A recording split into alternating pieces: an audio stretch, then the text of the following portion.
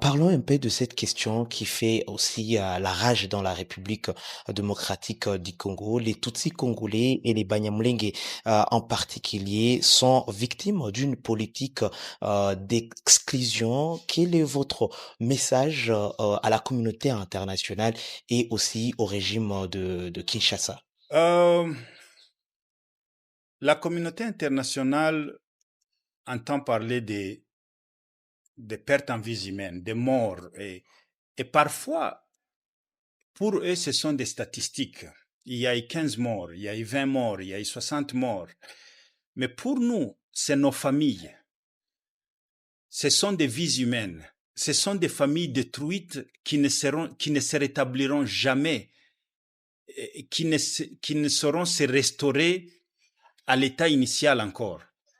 J'en suis victime. Le 22 février, le 22 septembre 96, j'ai perdu mon papa et mes 3 petits frères en un jour. Ils ont été tués pour ce qu'ils sont. L'un de mes petits frères qui est mort, il avait 11 ans. Il ne savait même pas qu'il était Tutsi. Il ne parlait pas Kinyamulenge. Mais il est mort parce qu'il est Munyamulenge. Tout en ne sachant pas qu'il l'était.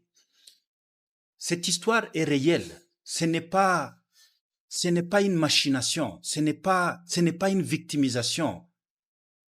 Aujourd'hui, je suis orphelin. Je l'ai été à un bas âge jusqu'aujourd'hui. Ma famille n'est plus la même. Quand on dîne à table le soir, on n'est plus au complet. Il y a 3 enfants qui manquent, il y a le papa qui manque.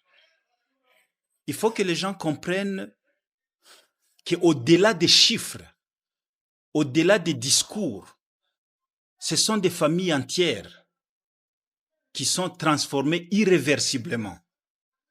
Alors, quand nous parlons de la discrimination, de l'exclusion, de la déshumanisation, elle est réelle.